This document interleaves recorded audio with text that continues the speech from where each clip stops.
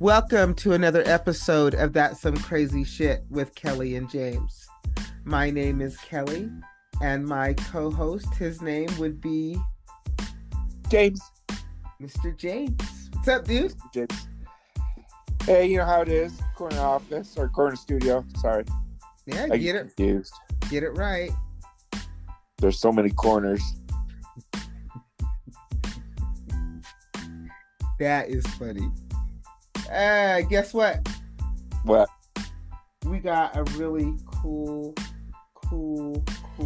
guest today. Oh, I knew that. You know, we have a lot of authors. We always get hit up by authors that want to come on. Either they've written fiction, either they've written nonfiction. We have had our share of authors on this podcast. Yeah, we have. And the thing is, though, the things that they've written about, they've experienced, that it's crazy shit. Yeah. And I'm here to tell you, writing a book itself is crazy shit. If you've ever tried to write a book and publish a book, it is, wow. It's some crazy shit. It really is. I've been there, done that. But Done that. This dude, well, I haven't, but you did. Yeah, it's crazy. But this dude, James, he wrote a book. And what is the name of Peter's book? The Psychic Ward Notes. No, Surviving. It's not the Psychic Ward Notes. Or the Psychic Ward Notes. Surviving Anxiety and Depression. I didn't put my punctuation correctly, huh? There's no psychic in it. The psychic. The psych. Oh, sorry, psych. Sorry, psych. Hey, man, I'm used to saying psychic. I know, that's what I'm telling you. There's no psychic. Now, what is the name of the book again? The Psych Ward Notes Surviving Anxiety and Depression. There you go. Not psychic, my bad. Not psychic. And Peter actually is somebody who actually spent time on a psych ward and decided to journal what was happening and then published a book about it. And it, you know, if anybody's ever dealt with mental illness, it's a very serious situation. I think it's becoming less and less taboo to get help, right? And so for somebody to actually come out and say, yes, I was in a psych hospital and this is what happened, you know, kudos, because I think it's okay, right? Because that, you know, he shared a lot of personal stuff about his life. So it's crazy shit, you know, literally, figuratively, it's crazy. But I'm ready, James, ready to have him come on? Let's do it. So, we brought you on, Peter, because I thought you had a really interesting story to tell. And so why don't you start off by letting our listeners know about your book and your experience and just what brought you here? Sure. My name is Peter Vox. I wrote a book called The Psych Ward Notes, Surviving Anxiety and Depression. I was diagnosed at a young age for having anxiety disorder. I'm 53 years old.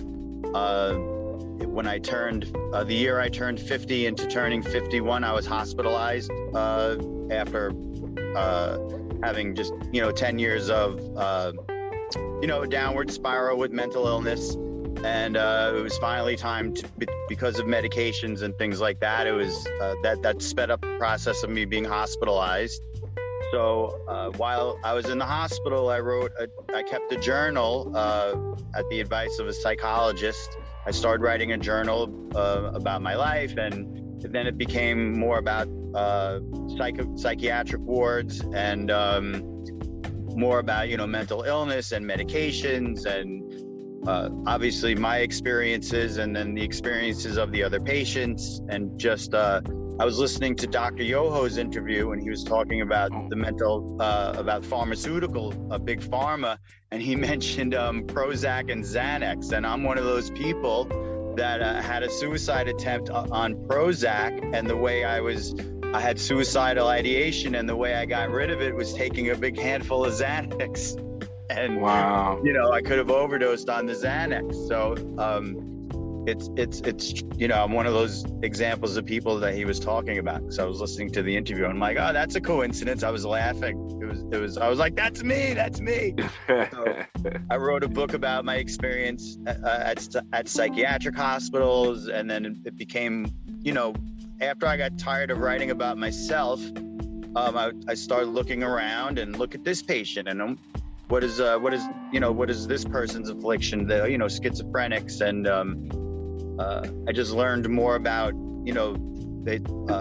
about people that are homeless that you see on the street were my roommates and people I would eat breakfast, lunch, and dinner with every day, and sit and watch TV for hours with, and talk to for hours. You're living with them for months on end, and they become your friends, obviously, and you learn to come to understand them as a person, as like a regular friend, and it's you're looking past what the mental illness is, and you're seeing the real person because you're doing everything in life with them for that amount of time. So you learn about people, and you hear their life stories and how they got to where they were. So I thought that was interesting, because you can only talk about yourself for so long and bellyache about yourself. And so I said, well, what's this person's story and what about them? And so I started paying attention more and trying to make the best of my time there. And, while there's some, depressing stories, I guess, about why I was depressed and what led to anxiety and the problems that, people go through, there's humor there because, you have to cope with it somehow. So there's a lot of humor in the book that I wrote, and some of the, I had some good laughs. Okay, I was hospitalized, but there's times you have some good laughs that are healthy. There was a lot of joking around, as much as a lot of things that are not great about being there. So I write about the whole spectrum of things. So Peter, let me ask a question first, James, and I'll let you ask, because I wanted to talk about this. So before you get into like the actual mental illness, did you find, if someone who suffered from mental illness, did you find that it was hard to actually gain access to resources to help you? Because there seems to be a disconnect from somebody who now believes themselves to have a mental illness, and then the ability for them to actually get help for that mental illness. Was that a barrier for you? Do you talk about that at all in your book? No. For me, what happened was everything was always done through I first started therapy when I was 14, and we got that doctor through a referral, through my medical doctor, and you're talking 1984. So finding a therapist back then, there was less hurdles to go through. You just found, a psychiatrist, and you went, and it wasn't so hard because not many people went. So it was, it was easy to find one. And then because I had a teaching career and I have good health insurance, it's not hard to get those resources if you have good insurance. But getting access is getting a little bit easier now, I think. The best, I hate to say, the best place to go first is you go through a hospital, and they'll give you the resources that you can go through. Not necessarily stay there because you don't have insurance, but if you're in trouble and you're in crisis and you call 911, they'll get you to the emergency room, and then from there they'll give you resources. That's the easiest way. Right. I think it's easy to access medication if you want, because we're an over-medicated society, like Dr. Yoho was saying. Right. So that's the easy part. The tough part is finding a good therapist, or that you can go to for free, or finding a group to work with, a peer advocacy group, and those things are popping up more. For people that can't afford it. But there's things that can help, where something as simple as, a Facebook group that helps people with anxiety and depression. There's certain groups that you can join, chat groups that are helpful. But if you're in serious crisis, every time I was in serious crisis, we called 911. And the hospital got everything rolling for me. And one of the problems with the mental health system is the amount of space that they have is limited. That's where the shortages are. In finding a therapist and getting medication, that's pretty easy, but places for people to stay that really need it there's a shortage of that, and then you get over medicated because it's the quickest and easiest thing for them to do to keep you sedated, so that just in case you're violent, you won't be strong enough to cause much damage if you're a violent person. And I that's what I personally believe why you get over medicated at a hospital, is so that just in case you're violent, they have you sedated. And makes sense. There's people that I shared rooms with or were on my floor, my wards, that were violent. You're like, thank God that person is medicated. Thank God they're sedated. Because you don't know, like, they're pissed off. They're pretty pissed off now. Can you imagine how they would be if they were not medicated? And but for someone like me, or who's doesn't have violent tendencies and things like that, I just felt so drugged up. So, but going back to accessibility, there's not enough places for for people at that time, but it seems more and more that more people are training to be mental health specialists, and it's just advertised more. I'm in New York, so the talk about it is constant. I hear it every day, taking care of people with mental health issues. So at least in New York, I see more and more organizations popping up and more awareness to it.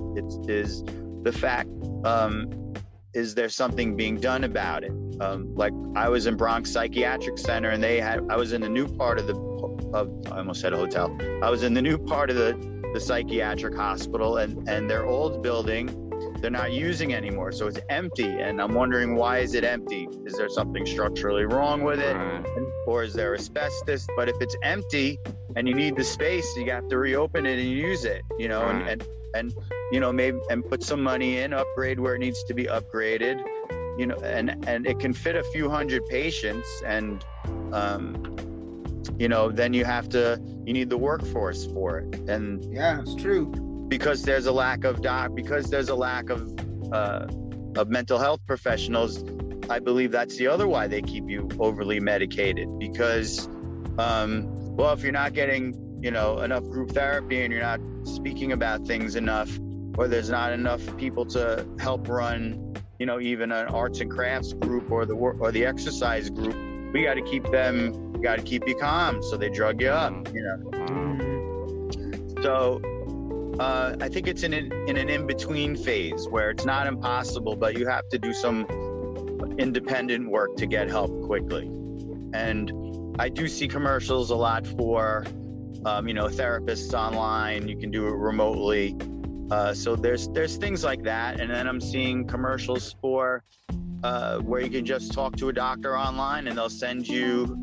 I saw one today. Yeah, the doctor sent me a generic form of Lexapro today. I'm like, oh my God, that's a serious drug, and you can just get it in the mail, and not even be at that's scary. Be at the doctor's office, and really sit down and talk to a professional. Like, oh, you need, they're giving it away willy-nilly. I don't want to, diminish people that, have anxiety and depression, obviously, because I do, but do you truly have it? Do you really need these strong medications when maybe you're going through a temporary rough period when normally you're okay, and now all of a sudden, because you're experiencing something for the first time, and you go to a doctor, oh my God, you have depression. So that means, oh my God, this is the rest of my life. And now you're taking these pills when maybe it was just something that you have to go through naturally, for a couple of weeks, and it's just a rough patch, and you get through it. So it's a strange time now, and that's one of the reasons why I wrote the book is as someone that started having panic attacks at age 5, I'm like, well, I've had this for a very long time, and now I'm seeing people go through it for the first time, and they're my age, and people are killing themselves. And you know, so in the book I describe what does it feel like to have an anxiety attack, and what are mine like, and what mindset do I have, you know, what caused it, my family history, and what causes the depression and anxiety. I go through all that, and actually what it feels like when you wake up in the morning and you have it. You know, what does it feel like when you're at work? You know, I go through all those sorts of procedures to where someone will go, oh, I'm not having a heart attack, I'm having a panic attack, or I'm having a rough time, and this is what this is what it feels like, because they freak out. I've never felt like this before. I'm having a heart attack and I need to go to the emergency room. Right. So it's sort of educational that way, but it's within the context of, you know, I'm telling a story about, you know, what I went through, what my life was like, and the background, and, you know, what caused things, and part of it, you're born with it. You know, it's genetic that you have a proclivity to have this. And I just describe it to people, and then what I found in life to help it, and then the hospital, and then so I just wrote about my experience in the hospital. And it's a sort of autobiography and a little bit of a how-to book without being, you know, sensationalistic of 12 steps to curing your anxiety, and you'll never have a bad day again ever in your life, you know. And it's not sensationalistic like that. You know, it's realistic. You're gonna have bad days again, you know. Yeah. So can you give us any experiences about being in the psych ward? Like what you know, the things that happened to you, or kind of, you know, did you feel like it was beneficial? Do psych wards work? To a certain extent, yes, because for someone like I don't have schizophrenia. I'm willing to talk about my feelings, and I've been in therapy for a long time. So I took advantage of talking to the behavioral health associates, which are really like they're therapists, you know, and they're with you all day, and they're willing to talk to you all day. So you basically have a therapist all day if you're someone that likes to talk about stuff. So I took advantage of that. I talked to the nurses a lot. That part was very helpful because you get the vantage point of so many different people, and it was fun, you know, communicating with, especially with the nurses, because, you know, they goof around and you make jokes, and, you know, there were one or two nurses you come across that were mean, but they were more out of frustration. That they truly, a lot of them, you know, like love the patients, and but there's not enough therapists. But when you do talk to somebody, and you're willing to speak enough about it, it is helpful in that respect. The part that I didn't enjoy was the amount of medications I was on at the time. Mm-hmm. You know, 6-7 medications, and then you start adding up all the medications you've tried in your life, and when it's over 20, you go, wow, I've tried a lot of stuff, and those medications are dangerous, some of them, and they'll mess you up. And you know, I had 3 suicide attempts because of medications. One with the Prozac, like I said, with the Xanax, and then with Ativan, and then it was a combination of a bunch, Abilify, and it was in conjunction with Ativan also. Mm. So that part, you know, you're very drugged up to keep you sedated, and you feel that you're there just so you don't kill yourself, but you know, you're obviously, it's limited of what you're allowed to do, and the therapy that you get is a bit repetitive for the people that are truly ill. You know, it's people that with schizophrenia, or they're psychotic. that need to be hospitalized, unfortunately, and they're just medicated. It's a lot of, you see people just sort of zombied out and walking around, and that's their lives, and you feel bad for them. But it's a tough place to be. You feel like your life spun out of control, and this is where you are. So you have to get over the stigma of staying at a place like that. But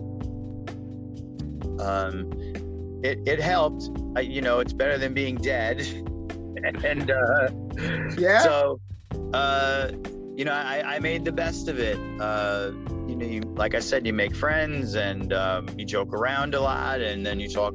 Everybody shares why they were there and what happened for the most part. And so I wrote about some of those people and the funny stories that happened. And so it wasn't a horrible situation. Like I've read, stories about, psychiatric hospitals where there was blatant abuse going on and people getting beaten.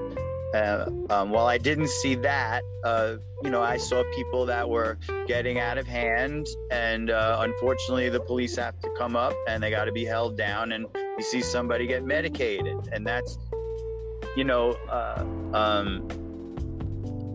and put in isolation. So there's still that, people get violent, and then you're like, what are you supposed to do, when someone gets violent? So they can hurt people, and unfortunately the steps they take are holding someone down and giving them a shot of what I was told was Thorazine, because they can't tell you. But after a while, I asked the other patients, I'm like, what do they shoot you up with? And they said Thorazine. I go, what does it do? And then they said, oh, it knocks you out all day. You're just like sleeping all day. And I was like, ooh, I want a shot of that.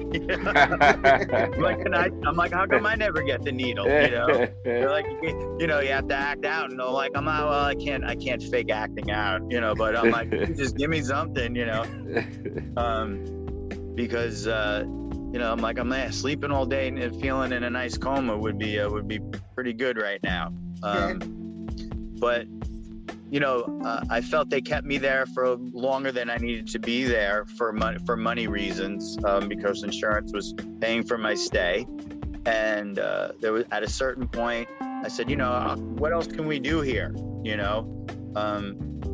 There's nothing left to do. I need to leave. And I gave my reasons. I'm like, I've been in therapy my whole life. I have my master's degree in teaching. I have 36 graduate credits to be a guidance counselor. So I already studied psychology, and I've been in therapy, and it's like, I understand what I'm going through, and you have me on enough medications where,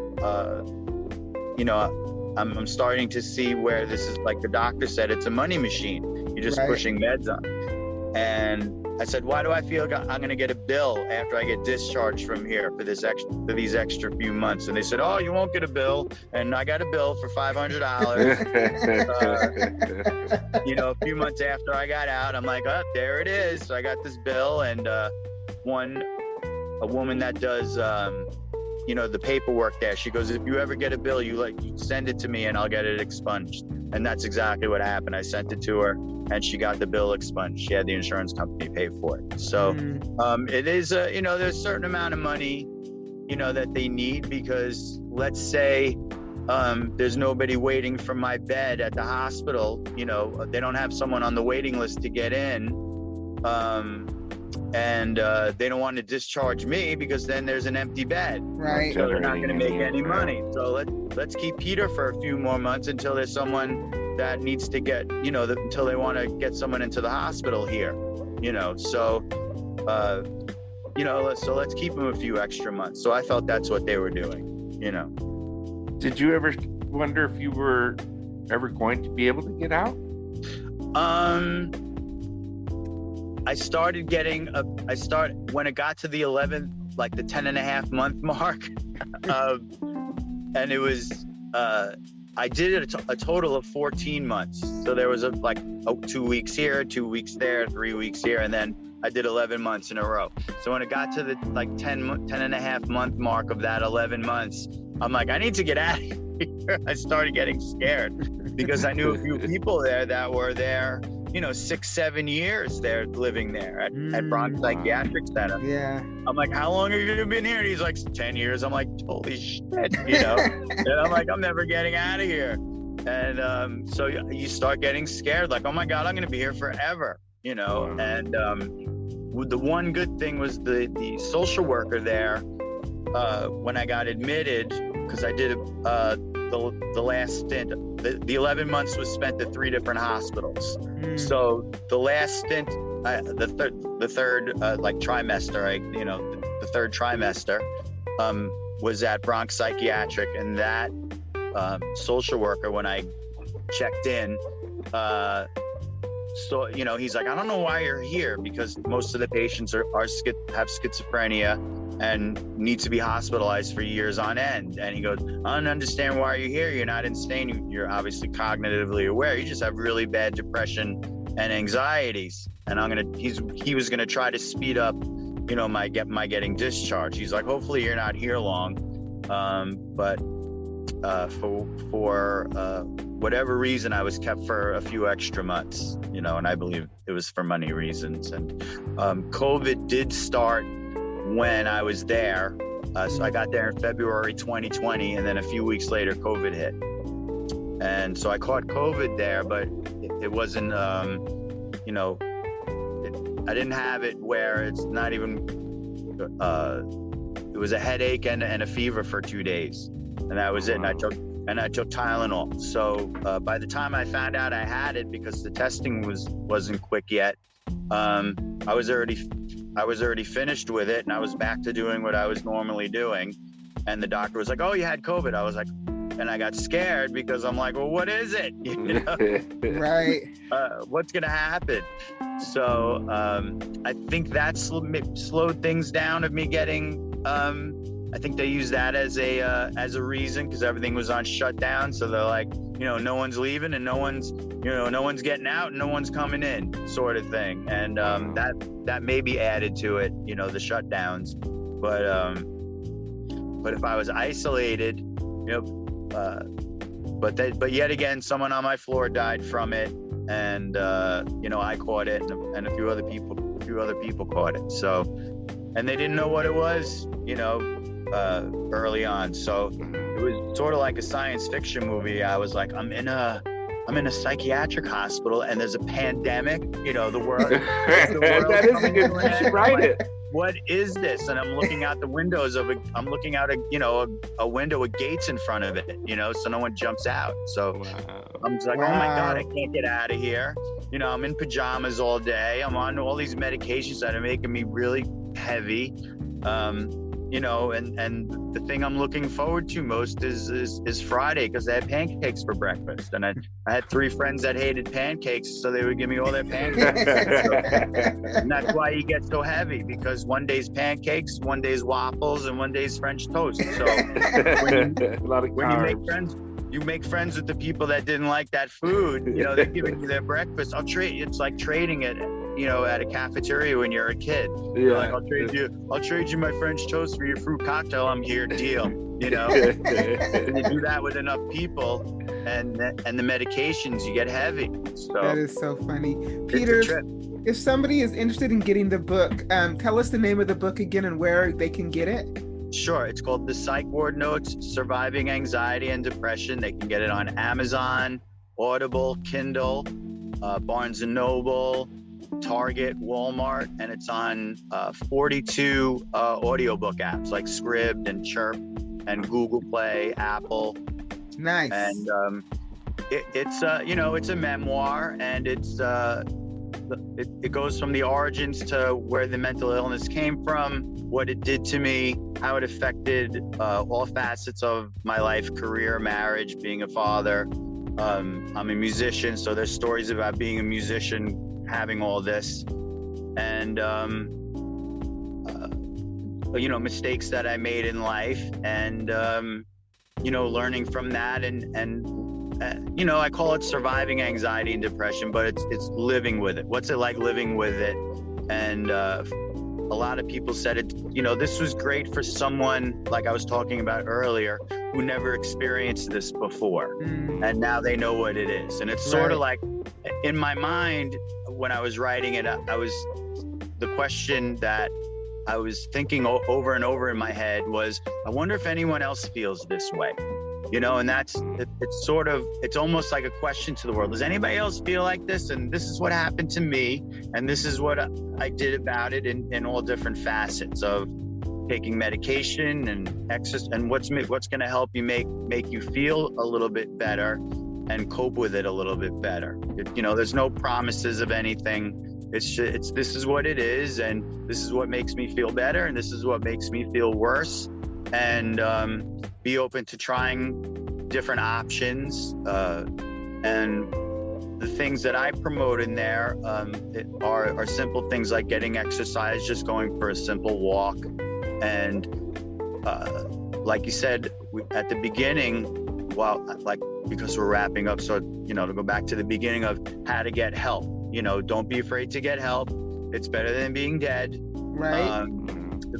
Research what vitamins, research what medications you're taking and their side effects, because the foundation of my mental illness is being scared of death.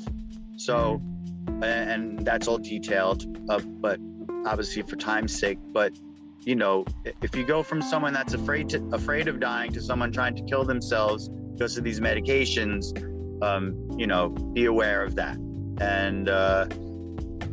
And so it's, I don't like to say it's a self-help book, but it's being a self-aware book, maybe. Yeah, almost a guide. I like almost a guidance. It's a guide. A little bit. Yeah.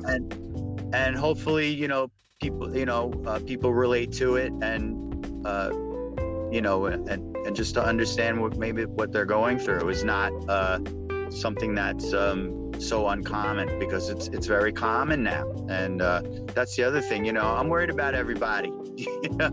Everybody's depressed. It's almost like, don't be depressed like me, because this is what it feels like. And it's almost a sort of thing like that. I don't want anybody to go through this, Right. So Peter, thank you for sharing your story, Peter. Yeah, thank you so much for sharing your story. It's been great. And it's funny too, because I had some good laughs in the hospital, and I talk about that stuff, and for some reason I make my best jokes in like the most inappropriate times.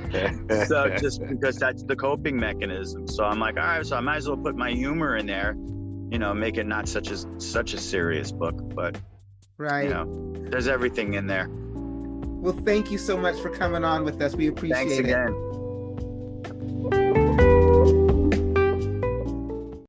Welcome to the podcast, author Peter Vox.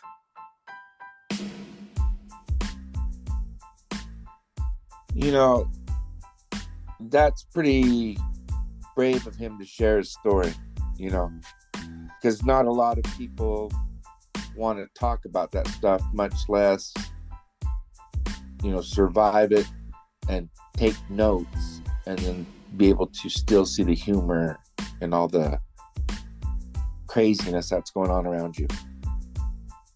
Yeah, absolutely. It was really, I thought it was really brave of him just to come out and just say what it is, and just to, just be very honest and talk about his experiences living in these mental hospitals and what that was like.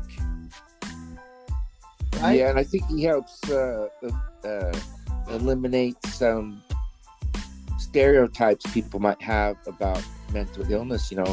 I think sometimes people equate mental illness with being maybe unsuccessful or not being able to function in society, and he's a very successful person, and he's functioning, and not everybody is functioning, but he's also saying that these people that you see muttering, walking the streets actually became his friends, because at the end of the day, they are people too.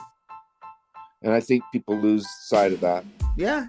So very insightful. I thought he was a great guest. I appreciate him coming on. Again, the name of the book, James? Not psychic. Okay. The Psych Ward Notes Surviving Anxiety and Depression. Right. The Psych Ward. Yeah, the Psych Ward Notes Surviving Anxiety and Depression. You can get it on Amazon. All right. What do we got going on for random bullshit, my friend? Well, this is the thing now. Sticking with Peter and how he was saying, he thought maybe they kept him in there a little longer or whatever. And I was thinking, what would you do in order to be able to get out, knowing you had to get out, like knowing that you no longer needed to stay there? We should have some kind of, like, I think what I'm saying, because we should have some kind of code. So if I end up going in there and they won't let me out, I'll put a candle in the window or something, and you'll know, help me get out, is what I'm saying. Although ingenious is your plan, I believe, James, if you were in a psych ward, you wouldn't be having anything that made fire. Okay.